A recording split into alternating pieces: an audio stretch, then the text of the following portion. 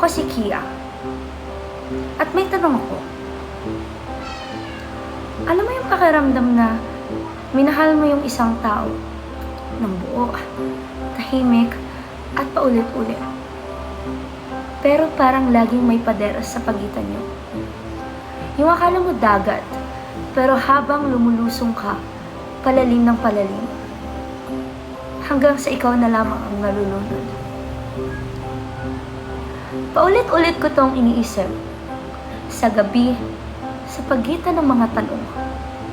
Hanggang sa napasulat na lamang ako patungkol dito.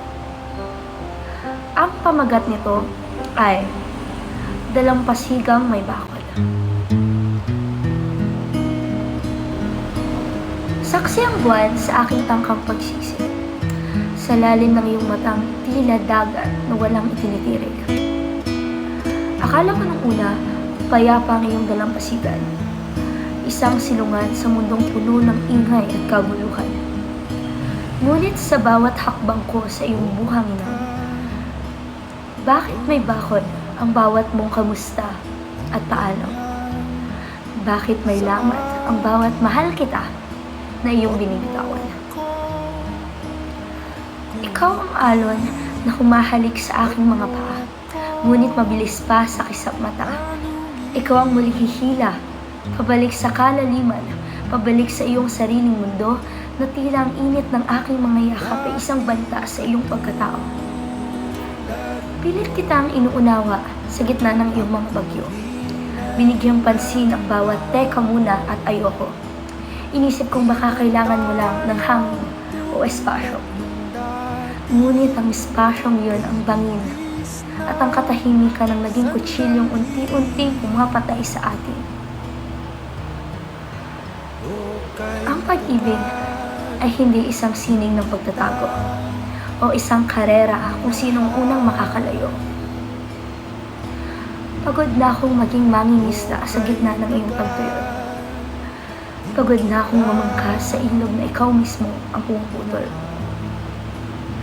Mahal kita at yan ang pinakamasakit na katotohanan. Dahil ang pagmamahal ko ang naging dahilan ng iyong pagtakbo at ang iyong pagtakbo ang naging dahilan ng aking pagbuko. Para tayong Espanya sa gitna ng malakas na ulan. Baha ang damdamin pero wala tayong masilungan. Para tayong LRT na tumitigil sa bawat estasyon. Ngunit ikaw ang pasaherong laging naghahanap ng leksyon. Leksyon kung paano tumakas, paano bumitaw, habang ako ang driver na sa'yo lang nakatanaw. Kaya't ngayong araw, ititigil ko na ang paghahabol sa abot tanaw. Bibitawan ko na ang tali ng iyong barkong ayaw naman dumaon. Hindi dahil kumupas na ang kulay ng aking pagsinta, kundi dahil ang pusong pagod ay kailangan na rin mapahinga. Hahayaan na kitang maging malaya sa iyong sariling mga pader. Hahayaan na kitang maging estranghero, isang ligaw na anino. Salamat sa pagtuturo na ang pag-ibig ay hindi laging pagsasama.